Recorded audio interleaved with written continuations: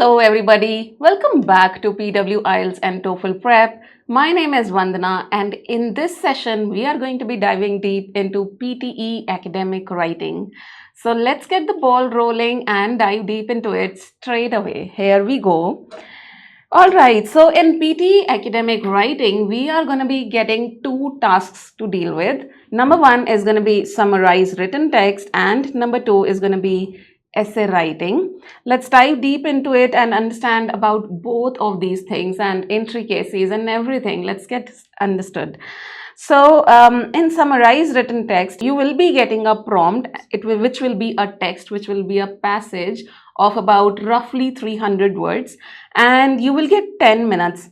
Now in these 10 minutes, you have to read that passage, you have to get the main ideas, you have to get the supporting details, and then you have to write a summary on that text. All this needs to be done in 10 minutes.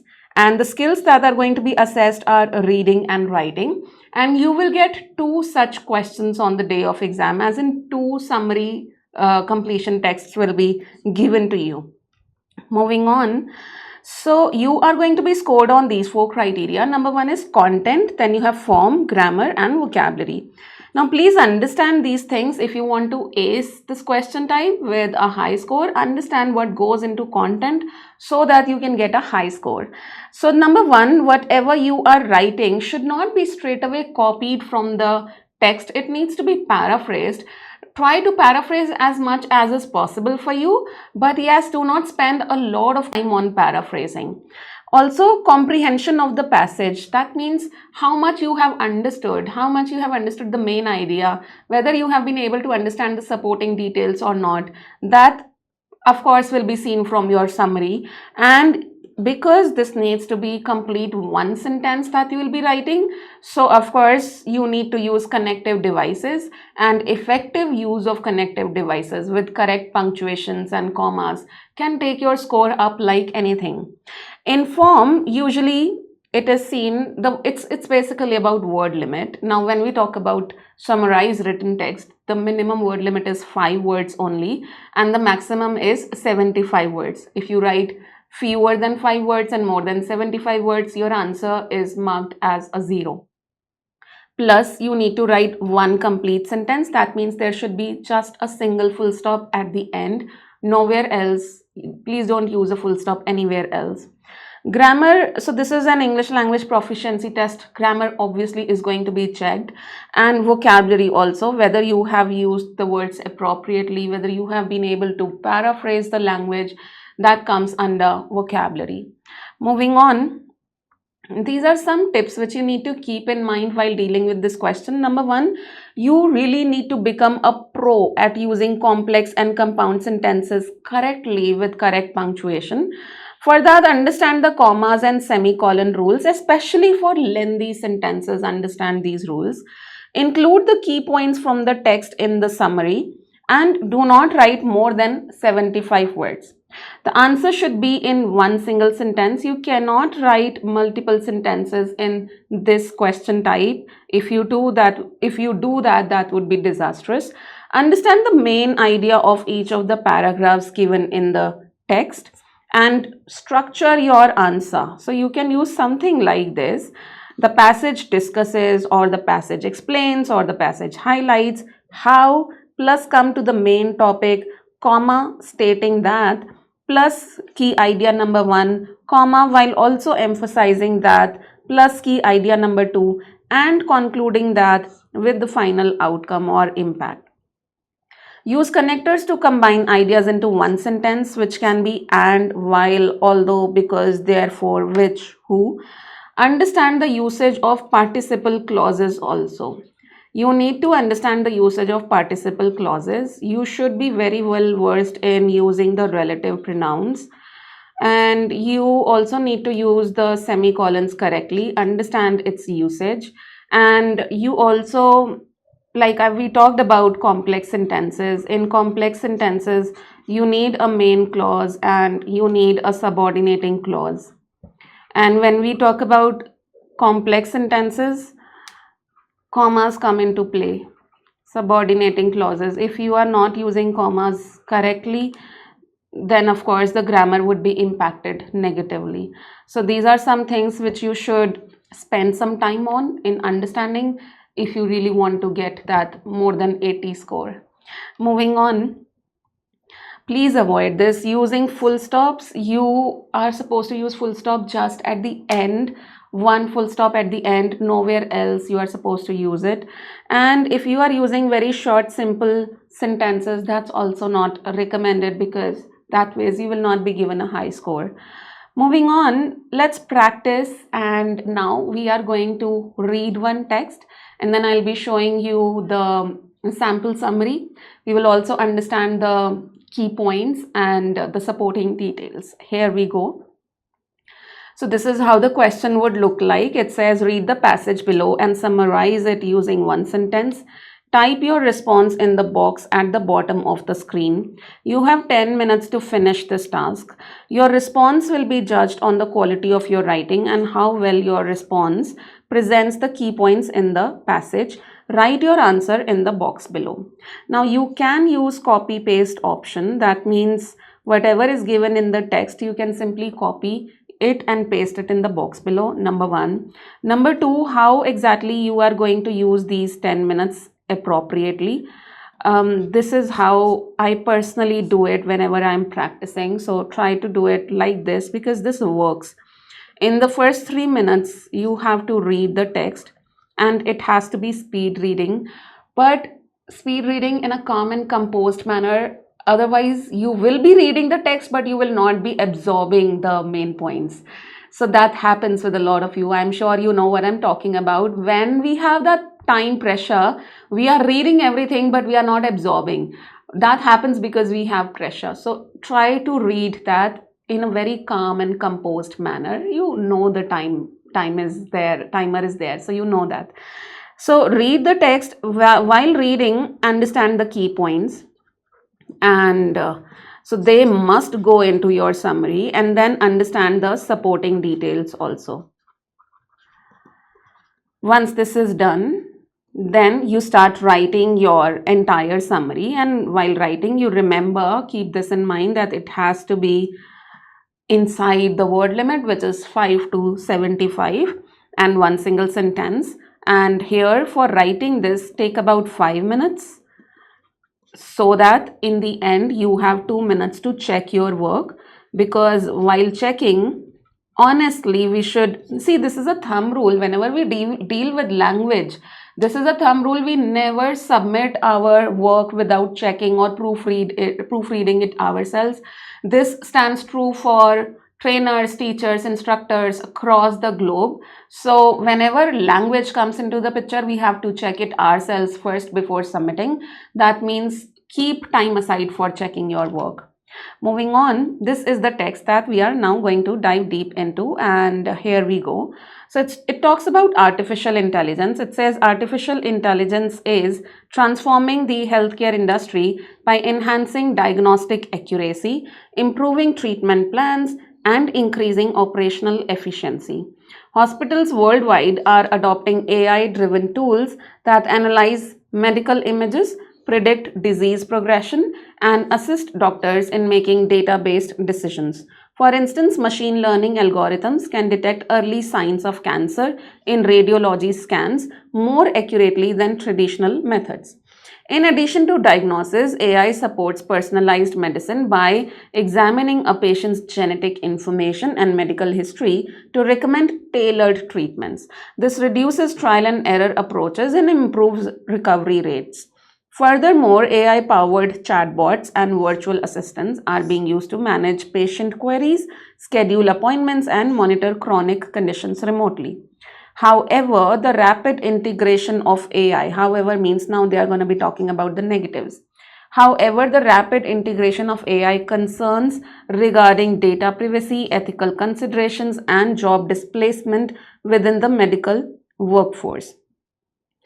Critics argue that over-reliance on algorithms may reduce human judgment in complex medical situations.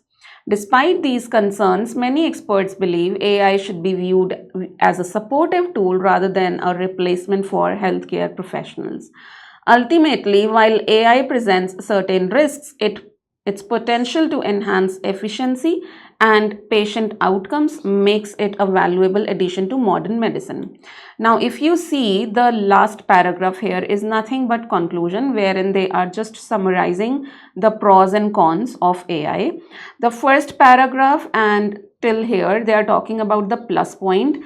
Now, in plus point, they are talking about enhancing diagnostic accuracy, improving treatment plans, increasing operational efficiency, and it does assist doctors also. It's able to predict diseases, and then they're giving some example of cancer. And further, they are talking about examining a patient's genetic information so that they can give tailored treatments. That means customized treatments.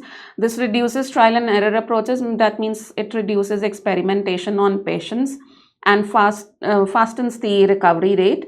More advantages here, they are talking about chatbots and virtual assistants that can manage patient queries, their data, appointments, and chronic conditions remotely. So a lot of advantages are here. And then we have this paragraph as disadvantages, where they are talking about data breaches, job displacement, and stuff like that. Now, these are our main points, the advantages and disadvantages here. Now, all this needs to be summarized in about 75 words.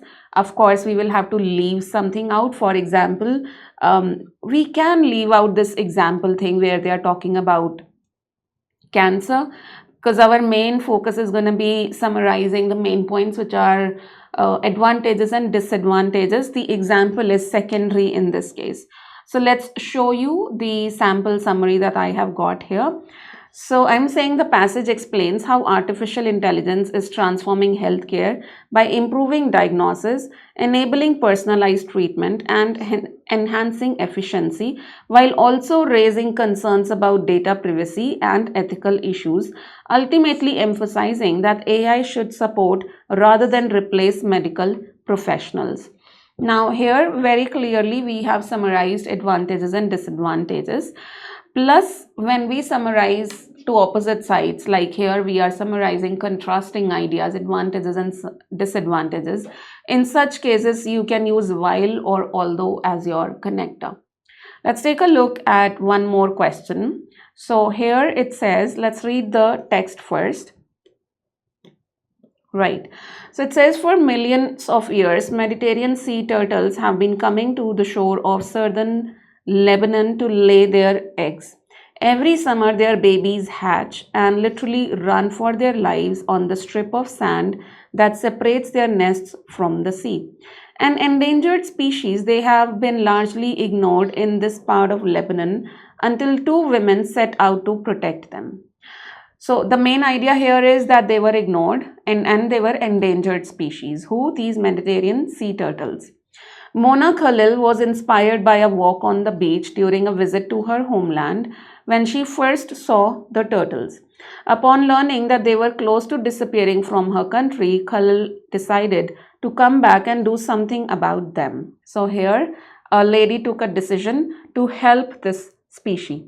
The next year, 2000, she returned and teamed up with Habiba Faid. Here comes another woman into the picture who shares her passion for the environment. So she is concerned about environment, whereas Mona Khalil was particularly concerned about this species.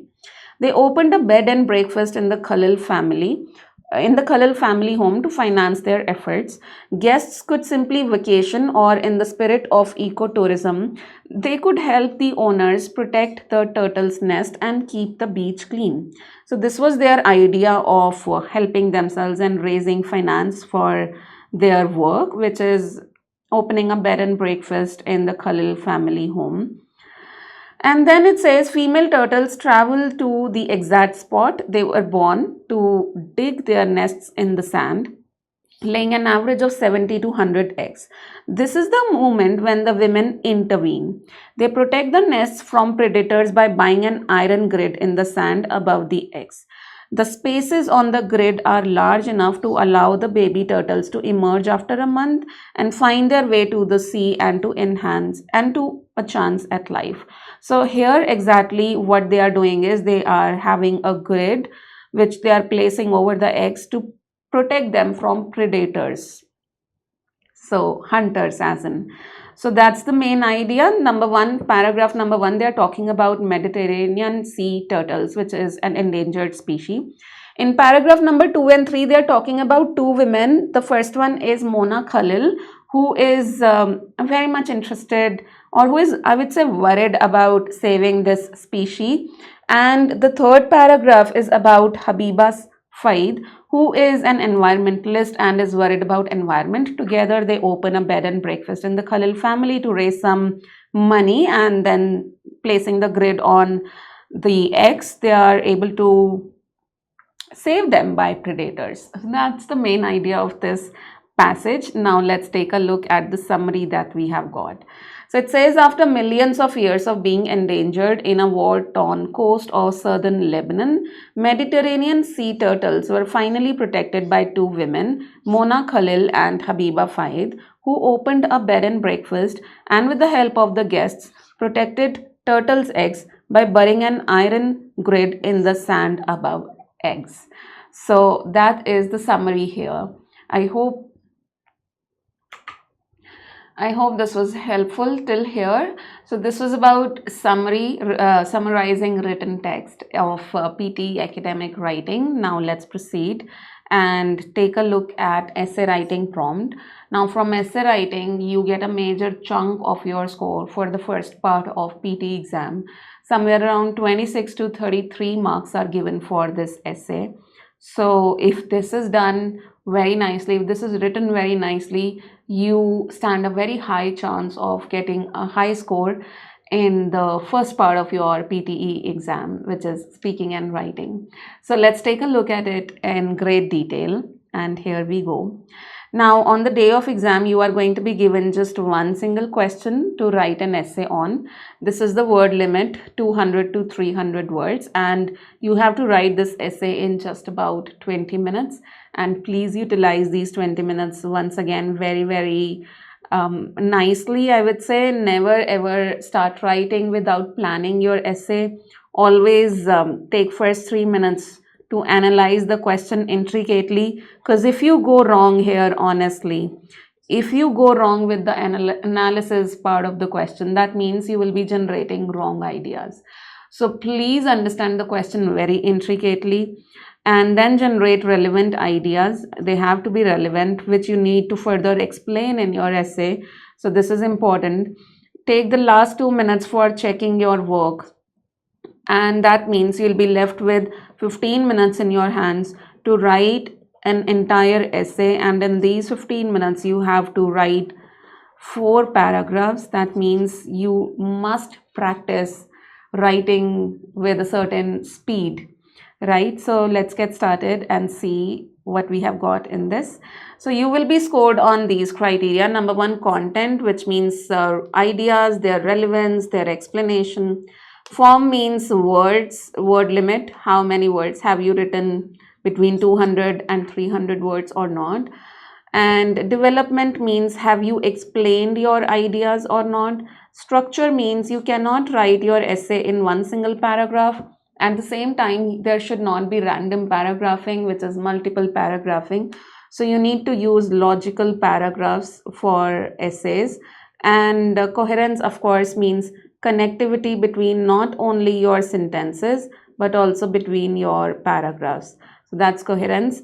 Of course, your grammar will be checked, and here accuracy is seen, and other than accuracy, the range is also seen, which means have you used complex sentences, have you used different types of sentences, which can be complex, compound, passive. We also need a few simple sentences. So the more variety, the better. General linguistic range means are you able to express your ideas clearly with clarity. So this is about expressing your ideas with clarity without getting the language wordy. Vocabulary range, of course, here it is seen whether you are repeating any certain word too often. So avoid the repetition and use correct spellings. And of course, broader range of vocabulary. If you are able to use a broader range of vocabulary, which is context specific, then nothing like it. And spelling, of course, because here I feel the students become a little relaxed. Do not be relaxed with spellings. It's important to write correct spellings, guys. Okay, so these are the criteria on which you will be given the scores on your essay. Moving on. Now, these are the cases in which you may get a 0. I hope that does not happen. So please understand, if you do not write in English, you are given a 0. If you don't use punctuation, as in there are no full stops, nothing, if you are not using any punctuations, you might get a 0. If you use bullet points or very short sentences, in that case also, you are given a 0. Essays are not written using bullet points. Bullet points are for writing notes, not essays. The response is written in capitals. If the entire essay is written using capital words, then also you are given 0. And of course, if there is no response, in that case also you are given a 0. So be careful. And now let's understand types of essays, and then we will also understand how to go about them. I'll show you 2 sample essays. So here we go. So the very first question over here says advantage and disadvantage type. It says some people believe that working from home has changed the traditional office culture. What are the advantages and disadvantages of working from home? So it's a normal positives and negative development essay, and where you have to see, guys, please understand, of course you need to talk about, what do you need to talk about? Do you need to talk about advantages and disadvantages of working from home or traditional office culture? What exactly? Understand the question intricately, otherwise you could go wrong. Look at what it's saying. It says some people believe that working from home has changed the traditional office culture. What are the positives and negatives of working from home? So you need to state the positives and negatives of working from home, not traditional office culture. But yes, do not ignore traditional office culture if you want a high score. Compare working remotely with traditional office culture. Compare, okay? Next one, advantages outweigh disadvantages. Here, along with positives and negatives, your opinion is also asked. So look at the question. It says many universities are replacing traditional textbooks with digital learning materials. Do the advantages of this development outweigh the disadvantages? Once again, what are they asking for? What are the positives and negatives you are going to generate for? Understand it clearly. Many universities are replacing traditional textbooks. That means the usage of traditional textbooks is going down. Why? Because digital learning materials have come into the picture. So do you think the advantages of this development, that from traditional textbooks now we are moving to digital learning materials, the advantages of this development outweigh the disadvantages? So ये जो change आया है, the fact that the shift, the transformation from traditional books to digital learning material, इस change के आपको positives and negatives बताने हैं, and at the same time you also need to take a stand whether this change has more concrete advantages or more concrete disadvantages. So that is what the question is asking for, and which is why I'm saying always understand the question very intricately. इसको analyze कर लेना अच्छे से, otherwise idea generation गलत हो जाएगा. Moving on to the discuss both sides, it says some people think that children should start learning a foreign language at primary school, while others believe it is better to start at secondary school. Discuss both views and give your opinion. Now, you have, of course, you need to take a stand because they are asking your opinion here. It's discuss both sides, and at the same time, you also need to discuss both sides that we have in this question. Number one, that according to some people, learning a language in primary school is good, whereas for others, learning it in secondary school is better. So आपको दोनों चीजें discuss करनी है. Even if you are clearly in the favor of one side, opposite side के ऊपर still you need to make a concrete body paragraph. You cannot ignore opposite side in the discussion essay, otherwise you will not get a high score. Okay, moving on. Problem solution essay. Let's take a look at the question. Urban areas are facing traffic congestion and air pollution. What are the main causes of this problem and what solutions can be implemented to address it? Guys, see, In those 2-3 minutes when I'm asking you to analyze the question, be it PTE exam or IELTS exam, and analyze तो करना ही पड़ेगा ना आपको question. In those 2-3 minutes, what you are supposed to do, अब इसमें देखो कितनी सारी चीज़ें हैं. I mean, it's just one single statement which says urban areas are facing increasing traffic congestion and air pollution. But if you understand it intricately, there are a lot of things here. Number one, they are only talking about urban areas. So your ideas better be related to urban areas only, not rural areas. Number one. Number two, they are talking about two major aspects here. One is traffic congestion, another is air pollution. Yes, they are connected, but still we have these two major aspects in this question. So, and look, and after these two major aspects, look what they are asking. They are asking for the causes, which is a plural noun. That means आपको reasons बताने हैं कि urban areas are facing traffic congestion and air pollution. Why? So that means give one reason for body paragraph 1 में आप क्या करोगे?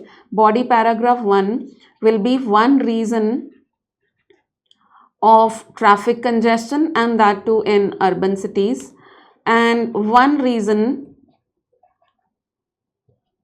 for air pollution. Both these need to be explained and one example need to be added. That's your body para 1. And then look at question number 2. What solutions can be implemented to address it? And same body paragraph 2 maybe you need two solutions. One solution for traffic and another solution for air pollution. Although these two things are very well connected and blended, and that is why you really need to be very careful while writing this body paragraph. Moving on to agree and disagree essay. Now here the statement says, success in life mainly depends on hard work rather than talent. Do you agree or disagree? Once again, देखने में एक simple statement है. And if you say that, okay, it depends on hard work, then probably you would make both the body paragraphs. You would say that, yes, I agree that it depends on hard work rather than talent. And then you will justify your opinion in both the body paragraphs. But do not forget talent. THAN then means you have to compare. Compare karna padega. Even though you are, and this is something that I'm talking for high score. If you are happy with an average score, then please don't compare. But if you want a high score, then even if you are in the favor of hard work, you still need some little comparison with the opposite side, which is talent. Okay, right, moving on. Agree, disagree type 2, which means जहाँ पे ये language आ जाती है, to what extent. Now here the question says governments should invest in public transportation then in building new roads. To what extent do you agree or disagree? Here also you have then. Then means you are going to compare between two aspects. Now if you completely agree that, okay, yes, public transportation should be invested more upon, you will make two body paragraphs on this, and then you will compare it with the opposite side. And while comparing, you can say that why not new roads? Why public transportation should be a priority? You can go the opposite ways also. You can say that yes, building new roads should be the possibility, should be the priority for governments. And then if that's your case, then make two body paragraphs on it, and then you will compare with the opposite side, which is public transport in this case. So it depends what your opinion is. You make two body paragraphs on justifying your opinion, but then don't forget the opposite side. Compare in just one or two statements, compare with the opposite side also for a high score. Moving on now. This is the basic structure that we are going to follow, but what goes inside these body paragraphs, inside the introduction and conclusion, that largely depends on the question type that you are getting. For example, in advantage disadvantage essay, you'll of course make one body paragraph on advantages, another on disadvantages, but in causes and effect essay, one would be on causes, another would be on effects. So it depends what kind of question you are getting on the day of exam. Let's understand. So the first paragraph is going to be the introduction. In introduction, you will paraphrase. Paraphrase means you will rewrite the information given in the prompt in your own language. मतलब आपको language copy नहीं करनी है question में से. What you need to rewrite the information given in the prompt. So for example, if we go back, look at the information given here. Let me highlight it for you. This is the information. Government should invest more in public transportation than in building new roads. As much as you are able to paraphrase it, do it, but don't waste time on paraphrasing. See, you need to understand there are some words which can't be paraphrased. So just copy them as the way they are, but paraphrase as much as is possible for you. Once you have paraphrased this information, then answer the question. Answer the question means, if you'll take a look at this question, the question is asking you to what extent do you agree or disagree. So that means answer the question means take a stand. Now give your opinion, whether you agree, whether you disagree, or whether you partially agree or partially disagree. Then comes body paragraph 1. Here you add your main point.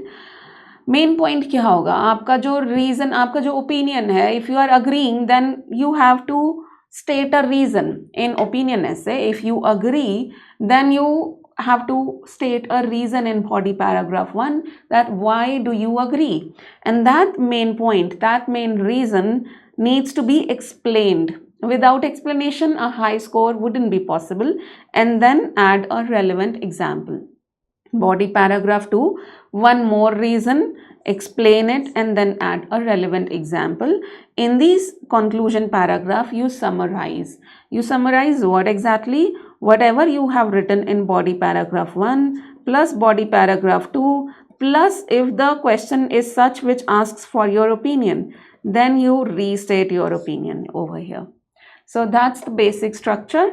Now let's take a look at the question and let's see how we are going to implement our ideas in this structure according to the question we have got. So look at this question. It says there are more and more situations of people using credit cards instead of cash. It seems that cashless society is becoming a reality. So till here you have been given information and then they are asking two questions. They are saying how realistic do you think it is and do you think it brings benefits or problems? Such a question can be called as a direct question. It can also be called as a double question. The name does not matter. What matters is that you analyze it and write a good essay on it. Okay, now let's analyze this intricately. Let's understand the information.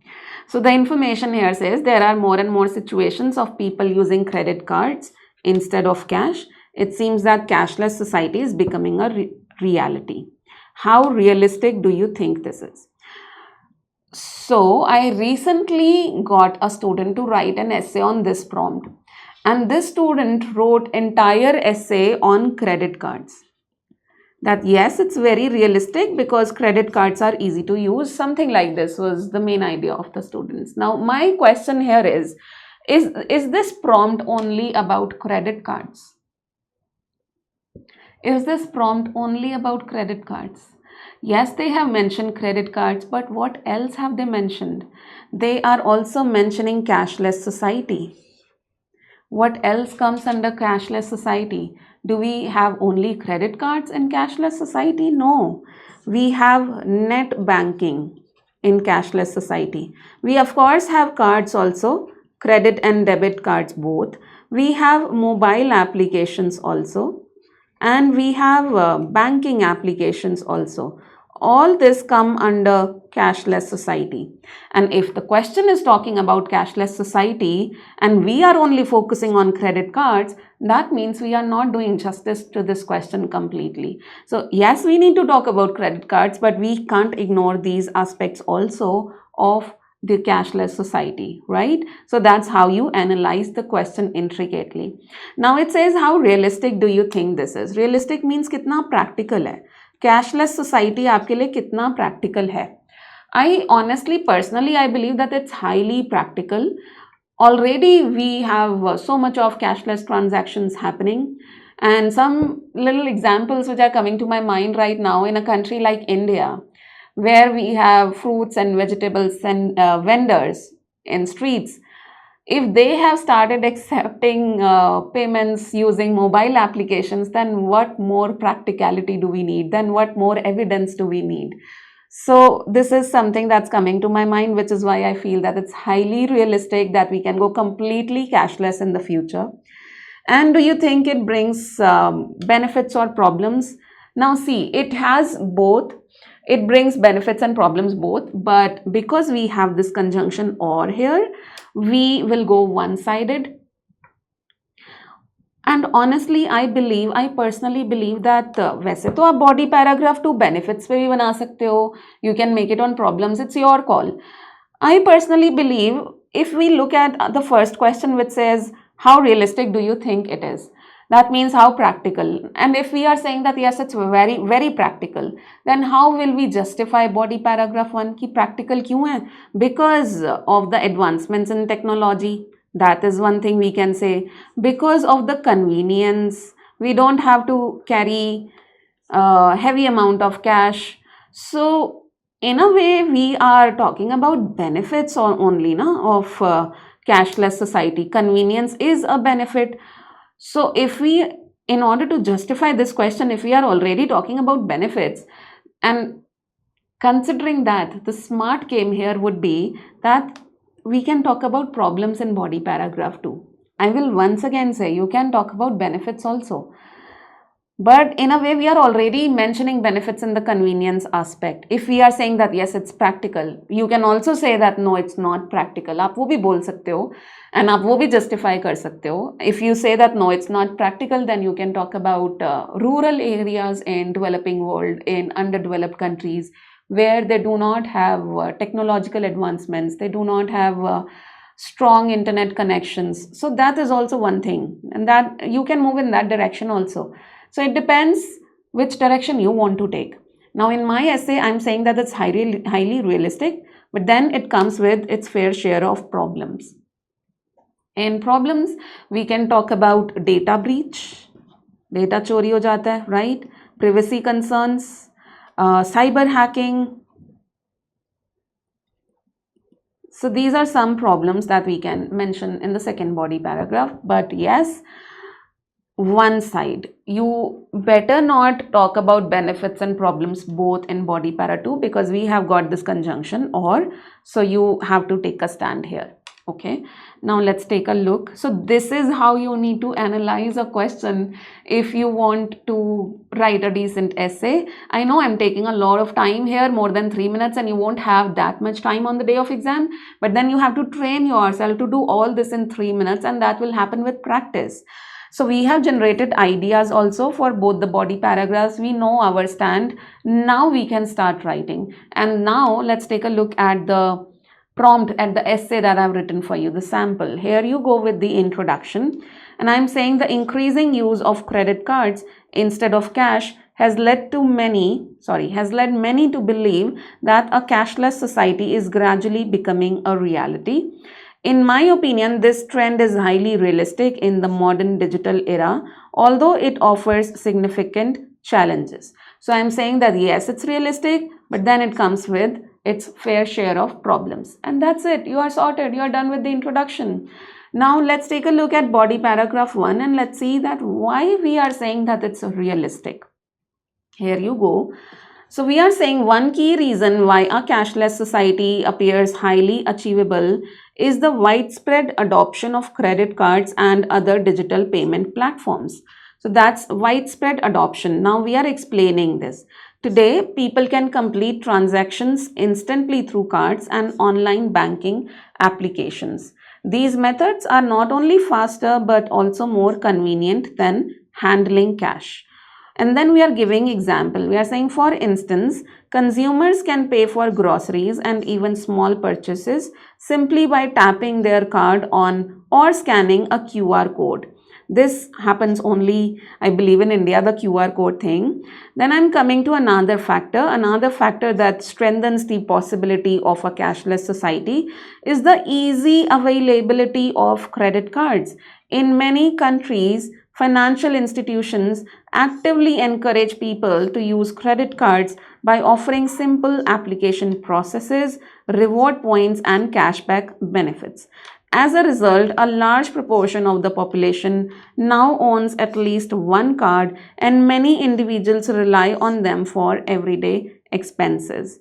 So this second idea is mainly about credit cards, and if you see the first idea, here we are talking about QR code and all these digital payment platforms being faster and smoother, convenient. So we have covered credit cards also. We are also talking about cashless society as a whole, not only credit cards.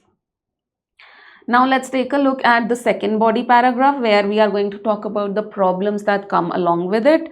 And here you go. It says, however, despite these advantages, a cashless economy may also lead to several problems. One significant issue is that people may lose control over their spending. Since transactions are completed with just a click, individuals may not feel the immediate impact of spending money, which can encourage impulsive purchases. For example, many people tend to buy unnecessary items during online sales using credit cards and later struggle to repay the accumulated debt. It's a very common reality. Another major concern is cybersecurity. If cyber criminals gain access to someone's banking information, they may misuse it to make unauthorized transactions. So we have stated two problems here, and for how realistic also we stated two ideas here. So both the body paragraphs have two ideas which are well explained, and one example is also included. Now let's take a look at the conclusion, wherein we are saying, in conclusion, the emergence of a cashless society is both realistic and increasingly common. While it brings remarkable convenience, careful measures must be taken to address the security concerns that come with it. So here we are summarizing body paragraph 1 and body paragraph 2, and above in the first statement till here we are restating our opinion that according to us it's highly realistic. So it's a complete summary of the both questions given in the prompt, and that's our first sample of PTE essay. Now let's proceed and let's take a look at one more essay, and here you go. It says, effective learning requires time, comfort and peace, so it is impossible to combine studies and employment. Studies and employment distract one from another. To what extent do you think the statements are realistic? Support your opinion with examples. That means studies and job cannot go hand in hand, because according to the question, for studies you need comfort, you need time, you need peace. But when you connect studies and job, then of course these things are compromised, and some of you would agree to this, some of you would disagree. So that's exactly what the question is asking for, that what's your opinion? Do you think that these two cannot be combined, and if we combine them then the quality goes down, or do you think that they can be combined effortlessly? That's what this essay is all about. Now you can partially agree, you can partially disagree. If you see this word extend, I would recommend that you take 100% one-sided stand, because that's easier to be dealt with, and if written with nice language you can get a high score. So let's take a look. I think I personally would say that question says studies and employment distract one from another. I personally agree. Yes, I honestly totally agree that if you connect them, you really get distracted.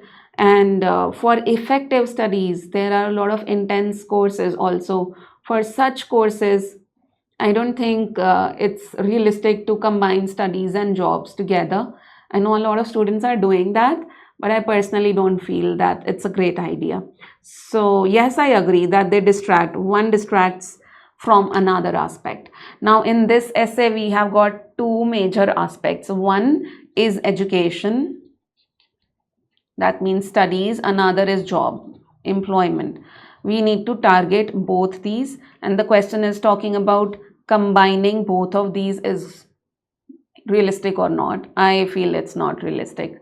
So let's take a look at what I have written. I feel it's not realistic because the quality goes down.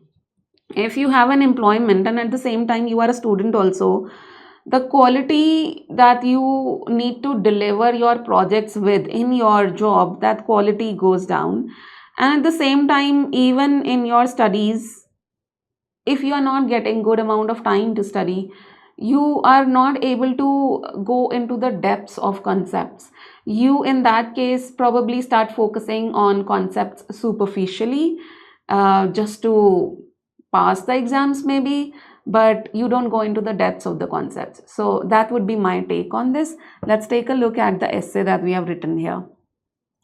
In the introduction, I'm saying impactful learning is often believed to require sufficient time, a comfortable environment, and mental peace. For this reason, some people argue that this is impossible to blend studies with employment because both responsibilities can distract individuals from one another. I strongly agree with this statement, as balancing work and education can reduce academic focus. Exactly. So I am agreeing to what? That studies and employment both taken together can distract from one another. That's what my agreement is all about.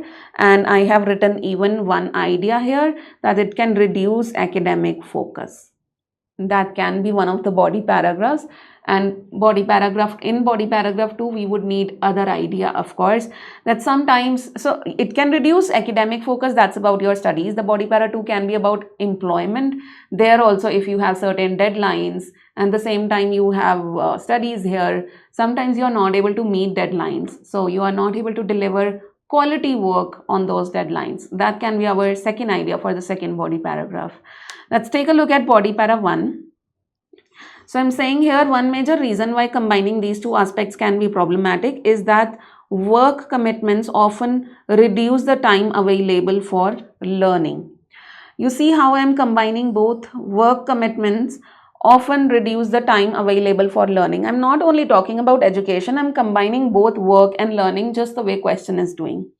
I'm saying although employment may provide financial support, students who take up jobs usually have fixed working hours, leaving them with limited time to attend lectures and complete assignments. So even though there is positive that you are becoming financially independent, but at the same time for your assignments, for your lectures, your time becomes very limited. As a result, their academic performance may suffer. For example, a university student working part-time in a retail store may return home late in the evening and feel too tired to concentrate on complex academic tasks such as research or exam preparation. Consequently, employment can significantly interfere with the quality of learning. So that's my take, which is coming across very clearly in body para 1. Let's take a look at body paragraph 2 now. So we say, another important issue is the exhaustion, whether it is physical or mental, that arises from managing both responsibilities simultaneously. Working while studying can create constant pressure, as individuals must meet deadlines at work. So body para 1 was about academic, reduced academic focus. Now this is about deadlines at work. So individuals must meet deadlines at work while also fulfilling academic requirements. This dual burden may lead to stress, leading to reduced concentration in studies.